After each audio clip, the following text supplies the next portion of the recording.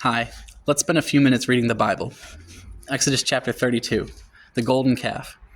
When the people saw that Moses delayed to come down from the mountain, the people gathered themselves together to Aaron and said to him, "Up, make us gods who shall go before us.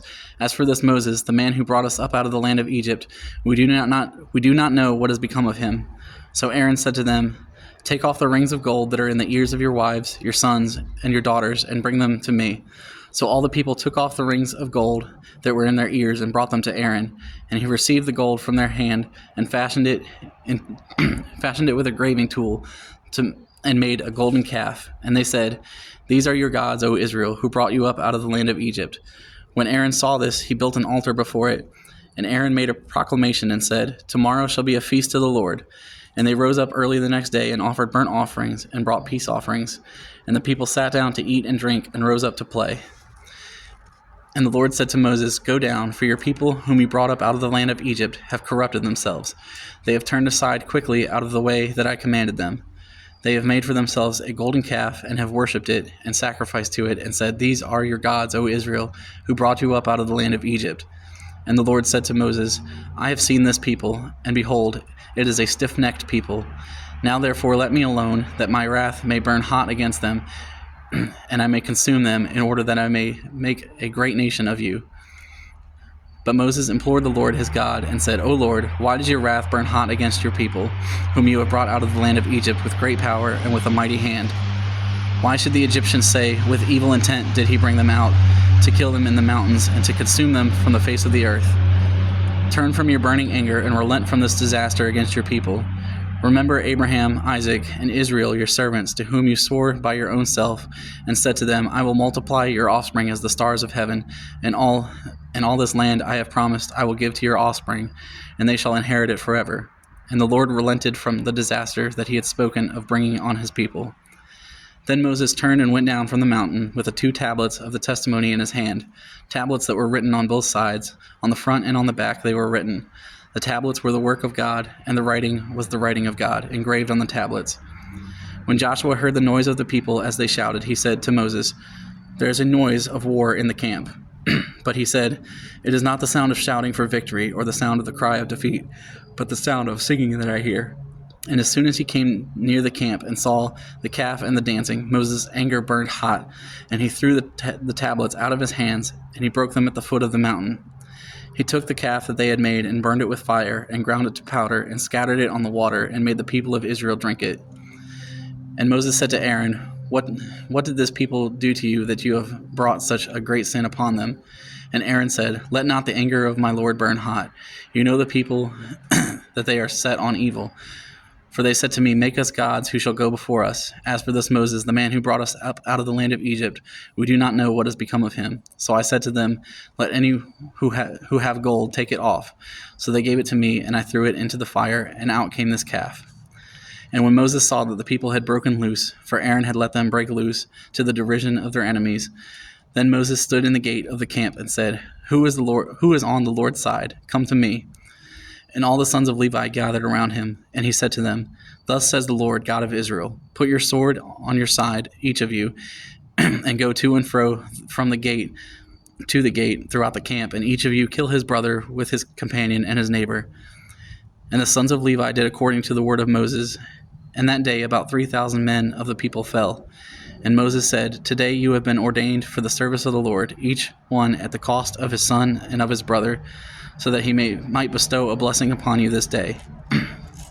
The next day Moses said to the people, "You have sinned a great sin, and now I will go up to the Lord. Perhaps I can make atonement for your sin." So Moses returned to the Lord and said, "Alas, this people has sinned a great sin. They have made for themselves gods of gold. But now if you will forgive their sin, but if not, please blot me out of your book that you have written." But the Lord said to Moses, "Whoever has sinned against me, I will blot out of my book. But now go, lead the people to the place about which I have spoken to you. Behold, my angel shall go before you. Nevertheless, in the day when I visit, I will visit their sin upon them." And the Lord sent a plague on the people, because they made the calf, the one that Aaron made. Chapter 33, the command to leave Sinai.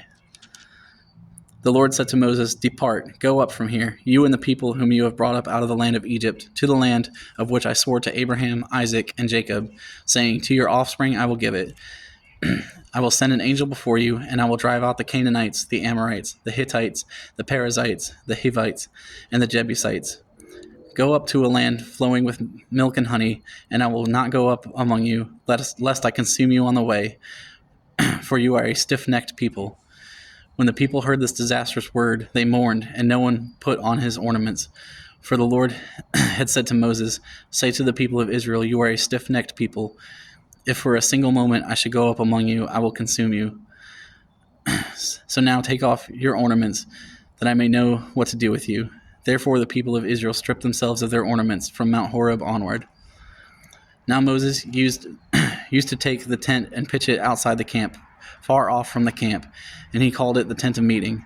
And everyone who sought the Lord would go out to the tent of meeting, which was outside the camp. Whenever Moses went out of the tent, all the people would rise up, and each would stand at his tent door and watch Moses until he had gone into the tent. When Moses entered the tent, a pillar of cloud would descend and stand at the entrance of the tent, and the Lord would speak with Moses. And when all the people saw the pillar of cloud standing at the entrance of the tent, all the people would rise up and worship, each at his tent door. Thus the Lord used to speak to Moses face to face, as a man speaks to his friend. When Moses turned again into the camp, his assistant Joshua, the son of Nun, a young man, would not depart from the tent. Moses said to the Lord, "See, you say to me, bring up this people, but you have not let me know whom you will send with me. Yet you have said, I know you by name, and you have also found favor in my sight. Now, therefore, if I have found favor in your sight, please show me now your ways, that I may know you in order to find favor in your sight. Consider, too, that this nation is your people." And he said, "My presence will go with you, and I will give you rest." And he said to him, "If your presence will not go with me, do not bring us up from here. For how shall it be known that I have found favor in your sight, I and your people? Is it not in your going with us, so that we are distinct, I and your people, from every other people on the face of the earth?" And the Lord said to Moses, "This very thing that you have spoken I will do, for you have found favor in my sight, and I know you by name." Moses said, "Please show me your glory." And he said, "I will make all my goodness pass before you, and will proclaim before you my name, the Lord. And I will be gracious to whom I will be gracious, and will show mercy on whom I will show mercy. But," he said, "you cannot see my face, for man shall not see me and live." And the Lord said, "Behold, there is a place by me where we shall stand on the rock. And while my glory passes by, I will put you in a cleft of the rock, and I will cover you with my hand until I have passed by. Then I will take away my hand, and you shall see my back, but my face shall not be seen." Chapter 34. Moses makes new tablets. The Lord said to Moses, "Cut for yourself 2 tablets of stone like the first, and I will write on the tablets the words that were on the first tablets which you broke. Be ready by morning, and come up in the morning to Mount Sinai, and present yourself there to me on the top of the mountain. No one shall come up with you, and let no one be seen throughout all the mountain. Let no flocks or herds graze opposite that mountain." So Moses cut 2 tablets of stone like the first, and he rose early in the morning and went up on Mount Sinai, as the Lord had commanded him, and took in his hand 2 tablets of stone. The Lord descended in the cloud and stood with him there, and proclaimed the name of the Lord. The Lord passed before him and proclaimed, the Lord, a God merciful and gracious, slow to anger, and abounding in steadfast love and faithfulness, keeping steadfast love for thousands, forgiving iniquity and transgression and sin, but who will by no means clear the guilty, visiting the iniquity of the fathers on the children and the children's children, and the 3rd and the 4th generation." And Moses quickly bowed his head toward the earth and worshipped. And he said, "If now I have found favor in your sight, O Lord, please let the Lord go in the midst of us, for it is a stiff-necked people, and pardon our iniquity and our sin, and take us for your inheritance." And he said, "Behold, I am making a covenant. Before all your people I will do marvels, such as have not been created in all the earth or in any nation. And all the people among whom you are shall see the work of the Lord, for it is an awesome thing that I will do with you. Observe what I command you to this day. Behold, I will drive out before you the Amorites, the Canaanites, the Hittites, the Perizzites, the Hivites, and the Jebusites. Take care lest you make a covenant with the inhabitants of the land to which you go, lest it become a snare in your midst. You shall tear down their altars and break their pillars and cut down their Esherim. For you shall worship no other God, for the Lord, whose name is jealous, is a jealous God. Lest you make a covenant with the inhabitants of the land, and when they whore after their gods and sacrifice to their gods, and you are invited, you eat of his sacrifice, and you take of their daughters for your sons, and their daughters whore after their gods, and make your sons whore after their gods. You shall not make for yourself any gods of cast metal. You shall keep the feast of unleavened bread. 7 days you shall eat unleavened bread, as I commanded you, at the time appointed in the month Abib, for in the month Abib you came out of Egypt. All that open the womb are mine. All your male livestock, the firstborn of cow and sheep, the firstborn of a donkey, you shall redeem with a lamb, or if you will not redeem it, you shall break its neck. All the firstborn of your sons you shall redeem, and none shall appear before me empty-handed. 6 days you shall work, but on the 7th day you shall rest. In plowing time and in harvest you shall rest. You shall observe the feast of weeks, the first fruit of the wheat harvest, and the feast of ingathering at the year's end. 3 times in the year shall all your males appear before the Lord God, the God of Israel. For I will cast out nations before you and enlarge your borders. No one shall covet your land. When you go up to appear before the Lord your God 3 times in the year, you shall not offer the blood of my sacrifice with anything leavened, or let the sacrifice of the feast of the Passover remain until the morning. The best of the first fruits of your ground you shall bring to the house of the Lord your God. You shall not boil a young goat in its mother's milk. And the Lord said to Moses, Write these words, for in accordance with these words I have made a covenant with you and with Israel. So he was there with the Lord 40 days and 40 nights. He neither ate bread nor drank water, and he wrote on the tablets the words of the covenant, the 10 Commandments.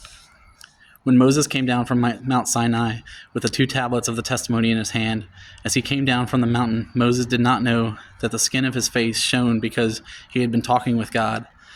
Aaron and all the people of Israel saw Moses, and behold, the skin of his face shone, and they were afraid to come near him. But Moses called to them, and Aaron and all the leaders of the congregation returned to him, and Moses talked with them. Afterward, all the people of Israel came near, and he commanded them all that the Lord had spoken with him at Mount Sinai. And when Moses had finished speaking with them, he put a veil over his face. Whenever Moses went in before the Lord to speak with him, he would remove the veil until he came out. And when he came out and told the people of Israel what he was commanded, the people of Israel would see the face of Moses, that the skin of Moses' face was shining. And Moses would put the veil over his face again until he went in to speak with him. We will continue with more chapters at another time. Thank you for reading the Bible with me.